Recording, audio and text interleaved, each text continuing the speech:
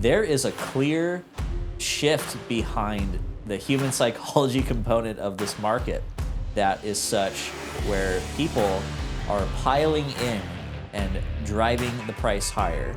Are they stacking with giant front-end wheel loaders? They're actually stacking with pallets of big 1,000-ounce silver bars, freshly minted.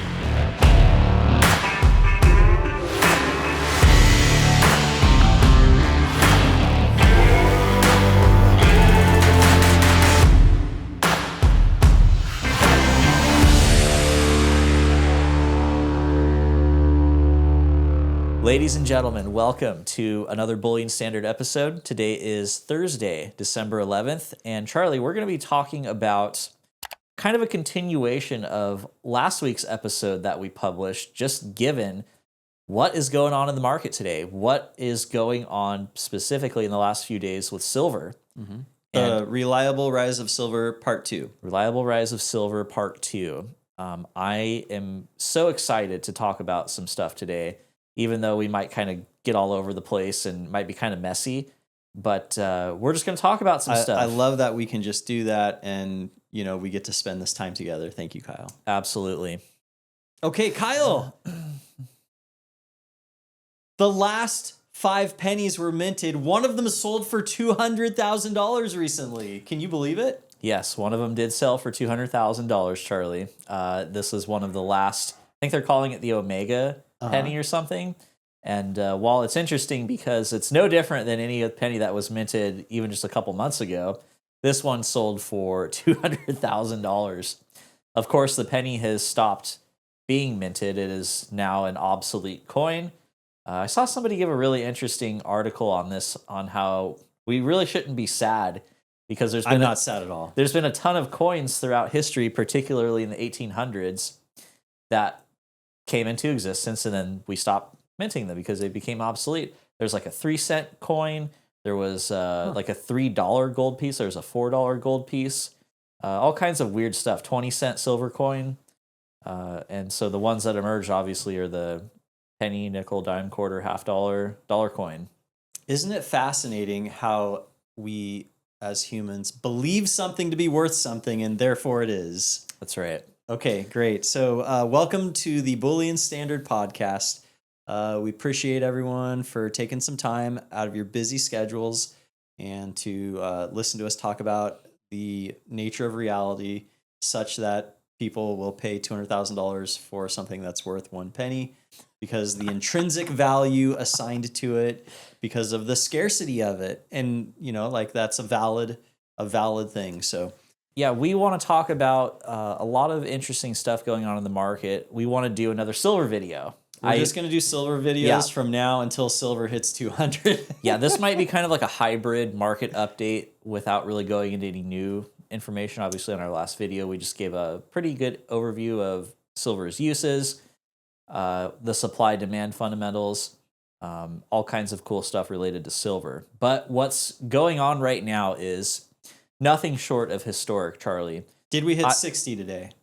$60 per ounce in silver. Yeah, we hit $64 per ounce. Oh, in I'm silver. Sorry. Did we hit 64? Sorry. Yeah, 64.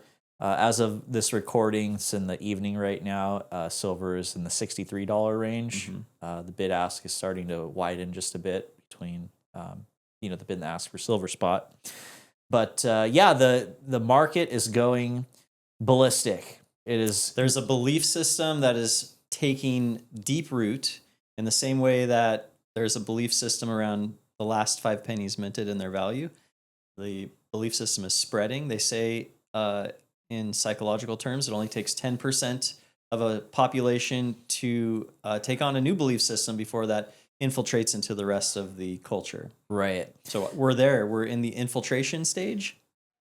Yeah, the market is such that it is getting to the point where everybody is starting to do cartwheels and high fives, I call it. Cartwheels and high fives because the price is going nuclear. And this has always been a signal for me that, maybe we're approaching some kind of interim top. Yeah. We talked about in a bull market. As long as that uptrend remains in place, there's going to be peaks and troughs. It's going to be volatility. It's going to be a lot of volatility. That's been the name of the game this year, Charlie. But what I'm noticing and what I want to share today is that there is a clear shift behind the human psychology component of this market that is such where people are piling in and driving the price higher, driving the price of silver higher. I don't mean individual retail investors. I mean people who are covering their shorts, very large banks who are switching it up and going from short to long. Are they stacking with giant front end wheel loaders? Just buckets of metal? Well, they're actually stacking with pallets of big 1,000-ounce silver bars, freshly minted. And so the momentum is starting to move over to silver such that gold has been kind of stagnant around this $4,000, $4,100, $4,200 area. And silver has just stolen the show and just gone completely vertical. So does that say anything about gold, where maybe gold is kind of at a reconciliation point, or it's like a consolidation point, and so we're going to have a little sideways chop in the price of gold now that silver is this run up in silver an indication of where gold might go? Well, gold leads silver typically, Charlie, in a precious metals bull market. And now gold is starting to kind of take the back seat and silver go in front of it into the driver's seat. But I think did silver just hop the seat and kick gold right out the door and take over driving? I don't know if gold actually went into the back seat here, did it? No, Okay. maybe into the passenger seat. Okay, so it moved over. No seatbelts. No seatbelts. Yeah, we are in the volatility right now. But what is interesting that's going on specifically in the last 2 days, even since we filmed our last video 1 week ago, is that silver is getting so much, not mainstream attention, although there have been a few outlets where there's now commentary on the price of silver hitting a new all-time high.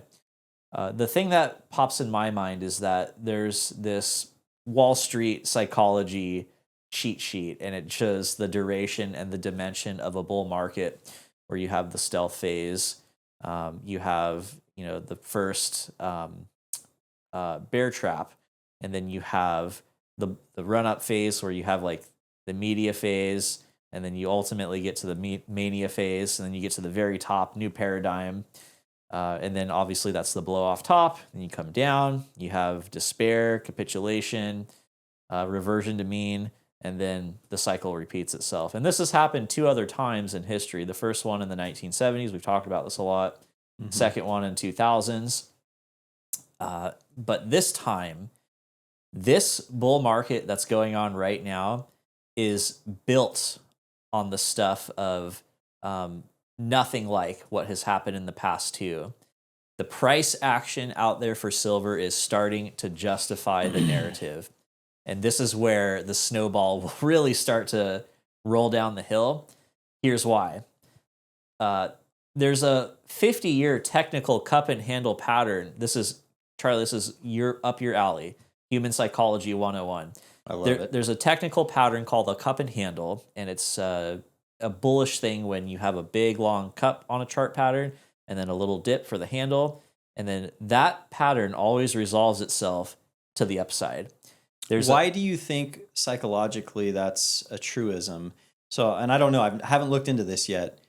Do you think it's because it's such a long-winded cup portion of the graph? So it's like that's a long period of time.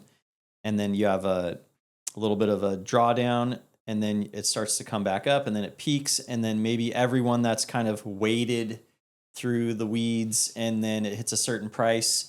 And then they're like, okay, I'm going to take profits. I'm going to sell. And then those people get kind of flushed out of the trade. And then people are like, well, wait a minute. We got this drop off. Let's go. And then that reignites a like what we call it, like the herd mentality. Yeah. Everyone takes off buying. I don't know the specifics for the technical cup and handle pattern and how it relates psychologically, but I want to say that there are just a number of technical patterns, like you have a bear flag, a bull flag, cup and handle, double top, double bottom, triple bottom, all this kind of stuff. and people who are technical analysis or technicians, charting people. I'm sure Give- some psychologist somewhere has created the reasoning behind it. And then the reason I like to do that is because if there's a human nature, an element of nature that's like embedded in it, it's like, oh, well, we can begin to rely on that a little bit more. Correct. And then it makes sense. And then for me, I get to say, oh, I can actually make a decision with a little more like foundation in the decision, a little more stability in the decision, and it just makes it easier for me. So I believe from just a high level point of view, it's a human psychology thing for this particular For the cup and handle pattern. chart pattern. Yeah. Mm-hmm. But it's important to understand why, because otherwise, so my experience, sorry to keep interrupting you, my experience is that if I don't know why, then it's just in one ear and out the other, and I don't create any action step based on the new information. So we have the run up in the 1970s, starts at about $1, goes all the way up to 50 by the end of 1979, beginning of 1980, comes all the way back down to about $3, bottoms out in that range. Then it goes all the way back up to 50 again in April 2011. Then it comes down again, starts making a basing pattern in the teens in the 2010s, and then starts running up again post January 2019, right before COVID, that year right before COVID. And now it's broken out of the triple top 50, and now it's blown out and gone up to 64. So this is one component. So fascinating. This is one component of why the price action is starting to justify the narrative. Mm-hmm. Reason number 2, I actually want to share something that I didn't know the specific number on the supply deficit. Oh, you've recently found a new corrected number compared to your past belief. I knew about this, but I didn't really add it all together in my head going over back a few year period. Mm-hmm. In the last few years, Charlie, the silver deficit, the amount of silver that we've consumed, that human beings have consumed, going back to a 5-6 year period, is about 1 billion ounces. About 1 billion We hit the B ounces. That's almost a full year of mine production, Charlie. So does that mean in the last 5 years we've lost 1 billion ounces into the consumption of silver? And in like the past episode, it goes into these manufacturing processes. It's more expensive and burdensome and inefficient to recover it. So it's gone to silver heaven essentially. And is what you're saying that in the last 5 years, 1 billion ounces have gone to silver heaven? 1 billion ounces. Absolutely. It's a number that is staggering. And then I also want to say, if we look back and, there's a few analysts who put out numbers on this, the following. How much silver has been mined since antiquity, going all the way back to when humans first started mining silver? Oh, that would be very challenging for me to believe anybody's answer to that, but I'm still interested. We'll have a plus or minus probably at the end of this. It's easier to do for gold because most of the gold ever mined still exists as bullion in some fashion. It just changes hands, gets melted down into various forms over the centuries. But it's a lot harder to do for silver, so we can only estimate. But it's several billions of ounces. And so I want to say, if there is a supply deficit that is now approaching 1 billion ounces in the last few years, you can see where this trend is going. And so reason number 2. Reason number 3 why the price action is starting to justify the narrative. As we just talked about, it's been a lot of discussion on the COMEX and this long-standing belief that it's manipulated. Maybe that's true to some degree, but it's definitely one of those things where people are really starting to put the pieces of the puzzle together specifically for silver. Mm-hmm. And I think there's this conclusion being reached right now that we might be on the precipice of the true squeeze in silver, the true squeeze that it's like plugging the hose into Hoover Dam, Charlie. Yeah, I noticed the FOMO, trigger in me, and I'm like, oh, I immediately say, oh, should have listened to you and loaded the boat, when it was 17 and we were talking that time, and so it's great. It's great that we're here. I'm super grateful for everything I've learned from you. And I'm grateful for the work that we've done and where we've ended up on it. And at the end of the day, where do we go from here is the question that I keep asking myself. I'm sure that's the question everyone else is asking themselves. Hey, did I miss the boat? Where are we at? What do we do now? We're always looking for what's the next step. We're always looking at how do we insulate from loss. And how do we position for gain? Correct.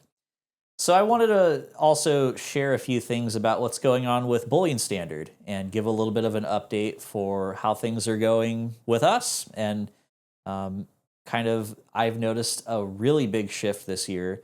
I've never experienced a shift like I've experienced this year so far, Charlie, in the market, specifically, obviously, the precious metals market, and more broadly, the commodities market.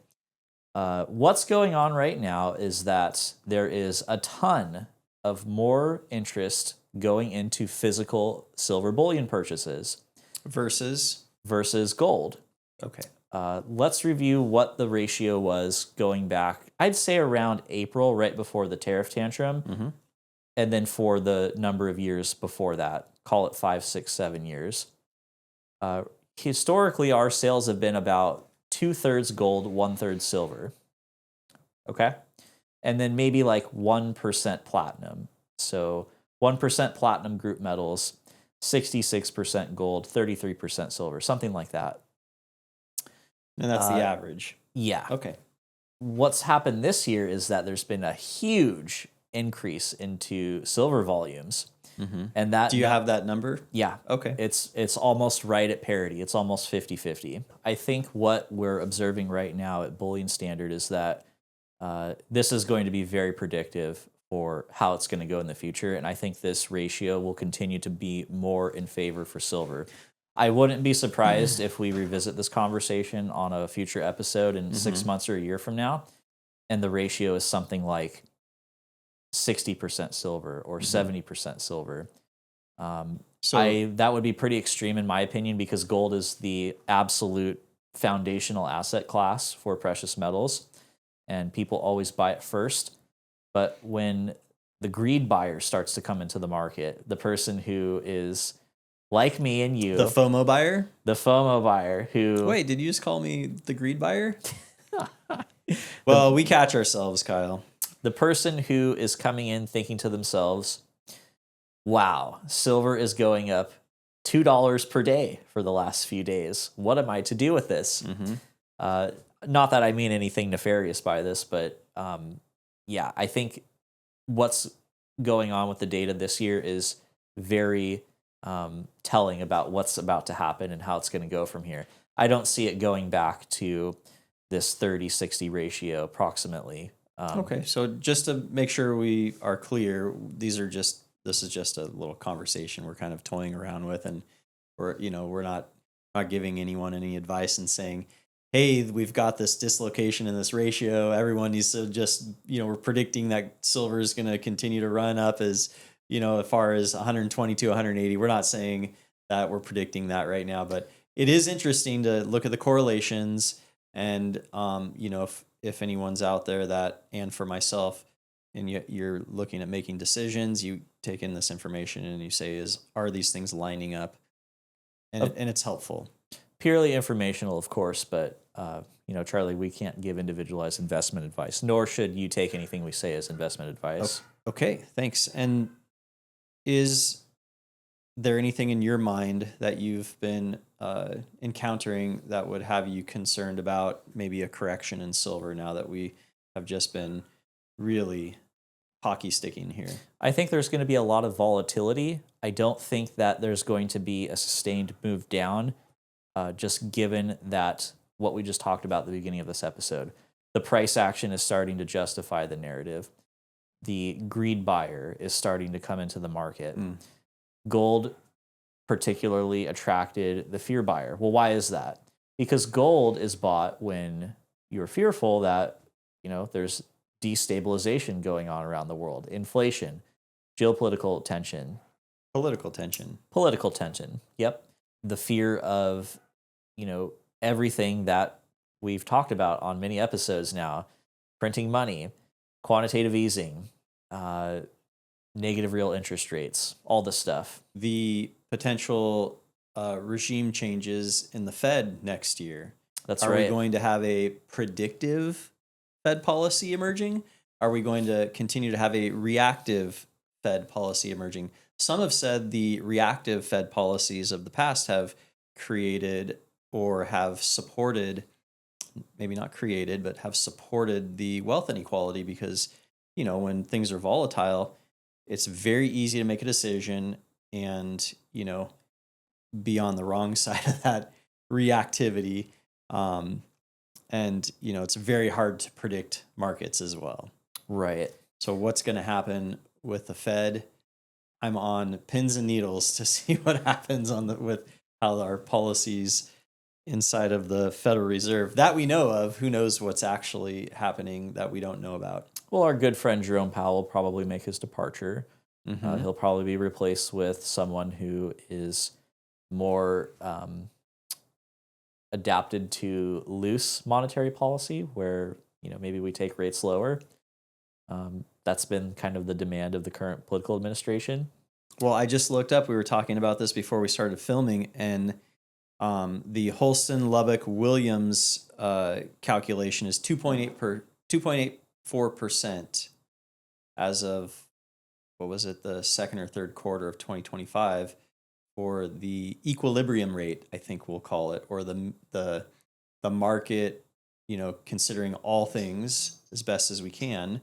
What is the rate necessary for equilibrium, or the average? That's well below where we're at right now. And Sure. You were talking about, sorry to hijack the conversation and talk about the Fed and interest rates, but you were also, before we started recording, talking about, the hawkish rate cut, right? Like, so people are like, oh yeah, there's a hawkish rate cut, which is a dovish thing. So, and you were like, well, why is that? And it's like, well, because the equilibrium rate is like, it's hawkish because they haven't brought us to the proper Fed funds overnight rate. Okay, sorry to riff on that, but I just wanted to loop that into the conversation because I'm learning here, and I made a note, and I hope everyone takes a look at what all that means for themselves. And there's many ways to look at that, and that's not the proper and correct one. It's just one way to look at, what's going on with interest rates. Yeah, the Fed is an interesting institution. I have a lot of thoughts about the Fed, and we could talk about it for hours. But ultimately, two big things for me that I see coming. I see the 3% inflation target becoming more popular next year. I think we've mentioned this before. I see a second wave of inflation being very popularly discussed in years to come, 2026, 2027, something like that. And the big thing that I'm starting to pay attention to now, Charlie, that would be a absolute gangbusters demand driver for silver, on top of all of the hopeless deficit that we find ourselves in right now, would be if central banks start buying silver. This has been suggested. It's being kind of discussed right now, actually, by, I think, like the Russian central bank. And I think China just said something about putting an export control on silver. That's interesting. I have not actually thought about that and the implications of that. Yeah. Yeah, this market is heating up. Welcome to the show, everybody. We've gone from $16 or $17 from that trough in October 2022 all the way up to $64 today. I have a lot of optimism for silver. I've been a huge silver bull for many years now, and it's really fun to It's fun to see it come to fruition by way of it being recognized a little bit here. It's still very out of favor. Do you feel validated? I don't know if I feel validated, but I definitely, it feels nice to be right. Okay, that's the perfect definition of validated. So the market is validating what the last 4 years of our conversations and like the things that we've been talking about and where you've been pointing to, and yeah. So just to wrap it up there, we just wanted to give you a little bit of an overview of part 2 to the silver discussion here. Oh, this is part 2. Okay. This is part 2. How many parts are we going to be planning to be making here? Well, we decided to do part 2 because of the historic nature of the market right now. I just can't help but think the only word that comes to mind for me right now in 2025, there's one word that just totally puts it Is this in the period on the sentence or the period on the paragraph or the chapter here? We're at the end of the year. 2025 is coming to a close. Is this word going to be the final say for you? Yes, the word is historic. This year, this market, this commodity has been nothing short of historic. And I think anybody out there would probably agree with me on that notion if you've been paying attention to this market for a while. Yes, so Charlie, is the Omega penny selling for $200,000 historic? That is historic. Okay. If we took that penny, it would be indistinguishable from any other penny that was minted a couple hours before it or a couple days before it or something like that. But it's fascinating. Yep. Fascinating how we behave. That's right. Charlie, any departing thoughts before we wrap this long-winded rant up? This was kind of all over the place. Thanks, Kyle. Thanks for inviting me into this, studio, the podcast, and thanks for doing everything that you're doing. You're doing a tremendous amount of work, and it's great to be alongside you for these conversations. It's the holidays. We're out there. We're, for some of us, we'll be buying Christmas gifts right before Christmas Eve, during Christmas Eve day. And for some of us, we've already bought our Christmas gifts. But mainly, we're all out there kind of out of our routines and habits and out of our element and our normal habits. So just take care. Everyone, just take care. Slow it down and be safe. And take some time to, find the ones that you love and care about, and let them know that you appreciate them. And it kind of takes slowing down to get to that point of appreciation. So just have a great, happy holidays, everyone. If maybe we're gonna do another video before Christmas, and I'll say the same thing again too. But we care about you, and we want you to be safe and have a great holiday. And it can be a little tough for some of us during the holidays. So really take good care of yourself. All right, Charlie. Thank you for saying all that. It's very nice. Remember, every ounce matters, and so does every insight. Remember to stay informed, stay committed to growth, and hold your bullion standard high.